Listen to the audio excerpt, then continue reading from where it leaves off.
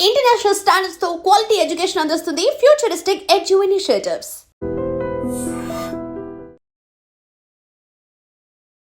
కాకినాడ జగ్గంపేటలో to let board చూసి వచ్చిన ఓ ఇద్దరు వ్యక్తులు అద్దెకిల్లు కావాలి అని ఆమెను అడిగారు. ఆమె ఆ ఇంటి ఓనర్ పేరు సుబ్బలక్ష్మి. పేరుగా వాళ్ళని ఏదైతే టూలెట్కి ఉన్నటువంటి హౌస్ చూపించడానికి ముందు వెళ్ళింది. లాక్ ఓపెన్ చేసింది. ఆ తర్వాత ఈ అద్దె కోసమని వచ్చినటువంటి ఆ ఇద్దరు వ్యక్తులు కూడా ఒకరు ఫోన్లో బిజీగా ఉన్న ట్యాగ్ చేస్తున్నారు. ఇంకొకరు ఇక్కడ విజువల్లో కనిపిస్తోంది కదా, ఈ దొంగతనంకు సంబంధించినటువంటి సీసీటీవీ ఫుటేజ్ ఒకటి బయటకు వచ్చింది. దాని ప్రకారంగా ట్రేస్ అవుట్ చేసి ఇద్దరిని అదుపులోనికి తీసుకున్నారు పోలీసులు. ఇంకొకడేమో ఈ స్టెప్స్ మార్గం పక్కన అబ్జర్వ్ చేశాడు. ఒకవైపు ఒక లుక్ కిందకు వేసి ఆ తర్వాత ఆమె తాళం తీసి లోపలికి వెళ్ళింది. రండి బాబు ఇల్లు చూసుకోండి అంటూ. అంతలోనే ఒకరు ముందే లోపలికి వెళ్ళారు. మరొక వ్యక్తి కాస్త బయట ఇంకెవరైనా వస్తున్నారా అని అబ్జర్వ్ చేసిన తర్వాత లోపలికి వెళ్ళాడు. వెళ్ళిన తర్వాత వీళ్ళు ఆమె ఫేస్ పైన స్ప్రే కొట్టి ఆ తర్వాత ఆమెను పడుకోబెట్టి ఆమె మెడలో ఉన్నటువంటి 3.5 తులాల గొలుసును లాక్కొని పోయారు. అక్కడి నుంచి వాళ్ళు వేసుకొచ్చిన చెప్పులు కూడా వదిలేసి పరుగు పెట్టేశారు. ఆ తర్వాత ఆమె స్పృహలోనికి వచ్చిన తర్వాత వచ్చిన వాళ్ళు అద్దె ఇల్లు కోసం కాదు, వచ్చిన వాళ్ళు దొంగతనం కోసం వచ్చారని ఆమె తేరుకొని ఆ తర్వాత పోలీసులకు ఇన్ఫర్మేషన్ ఇచ్చింది. మీడియాకి కూడా ఏం జరిగిందో ఆమె చెప్పుకొచ్చింది. అయితే ఈ ఇద్దరు వ్యక్తుల్లో ఒకరు ఇంతకుముందే ఒక మహిళతో పాటు వచ్చి, మేడం మాకు ఇల్లు బాగా నచ్చింది, నేను మా తమ్ముని వాళ్ళని కూడా తీసుకుని వచ్చి చూపిస్తాను అనేటప్పటికీ ఈమెకు కూడా కాస్త ఐడియా ఉంది.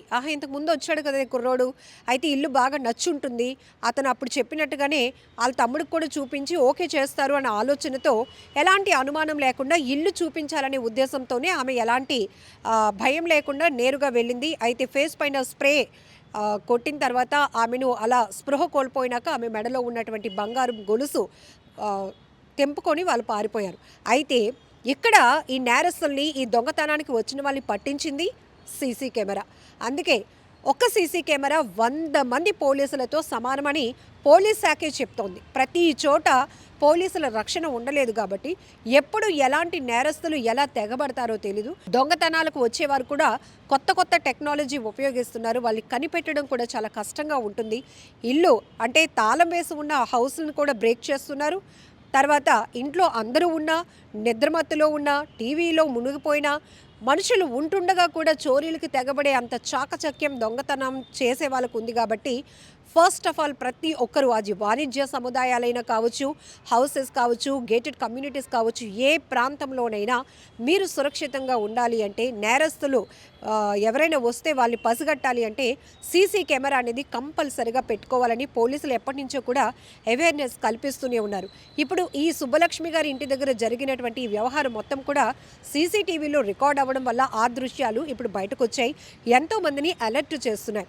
ఇక్కడ చూడండి ఎంత నమ్మకంగా వస్తున్నారో అంతలానే నమ్మించి ఇలా దొంగతనాలకు తెగబడుతున్నారు. కొన్ని సందర్భాల్లోనైతే వాళ్ళు ఒకవేళ గుర్తుపట్టేసిన వాళ్ళు పెనుగులాడే క్రమంలో వాళ్ళని పట్టుకునే ప్రయత్నం చేసినా చంపేయటానికి కూడా వెనుకడుగు వేయటం లేదు, దాడి కూడా చేస్తున్న పరిస్థితులు ఉన్నాయి. మీ అందరికీ తెలుసు, విశాఖపట్నంలో కూడా ఒక మహిళ ఆ ఇంటికే బ్యూటీ సర్వీస్ ఇవ్వడానికి వచ్చినటువంటి ఒక మహిళతో హెన్నా పెట్టించుకుందామని ఆమెని లోపలికి ఇన్వైట్ చేసింది.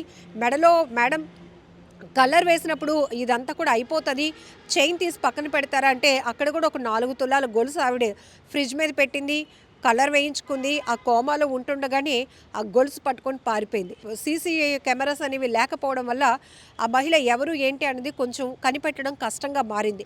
ఆ తర్వాత ప్రయోజనం ఏముంది? మన విలువైన వస్తువులు పోగొట్టుకున్నాక లబోదిబోమంటూ పోలీసుల దగ్గరికి పరుగులు పెడతా ఒక్కొక్కసారి ఇవి ట్రేస్ అవుట్ అవుతున్నాయి. ప్రాపర్టీ రికవరీలో మళ్ళీ మన వస్తువులు మనకి తిరిగి వస్తున్నాయి.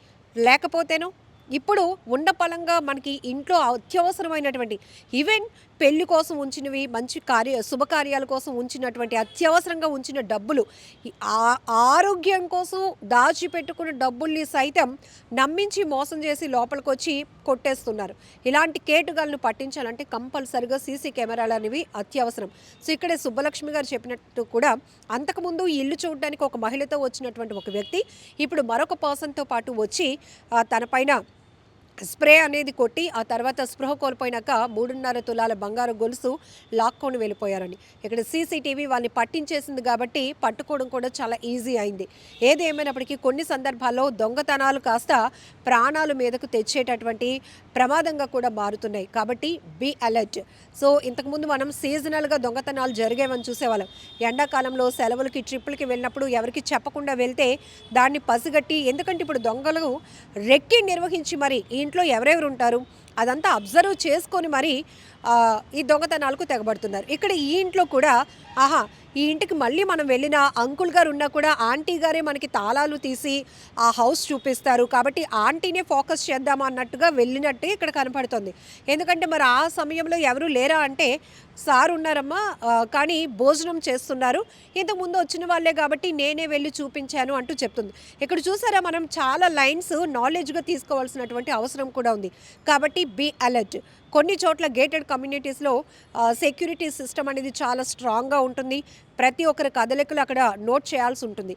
బట్ కొన్ని సందర్భాల్లో అర్బన్ కావచ్చు, రూరల్ ఏరియాల్లో కావచ్చు, ఈవెన్ గుడులను కూడా టార్గెట్ చేసి దేవుడి నగల్నే దొంగిలించేస్తున్న స్థాయిలో ఉన్నవాళ్ళు మనుషులు మనమే మాత్రం.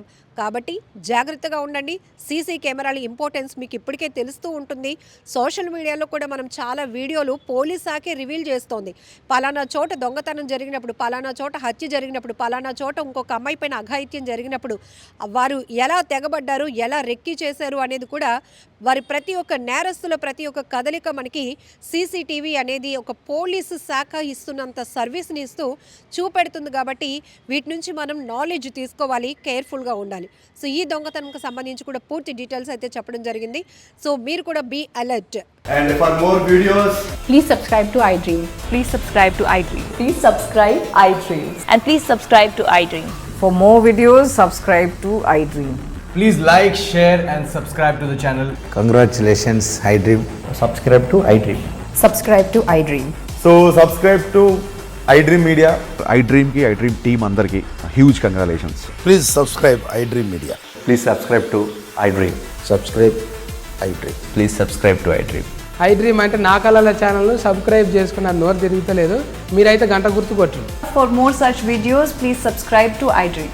Subscribe to iDream. Please subscribe to iDream. Please subscribe iDream Media. Please do subscribe to iDream. Please subscribe to iDream Media. For best entertainment and information, please subscribe iDream. And don't forget to subscribe to iDream.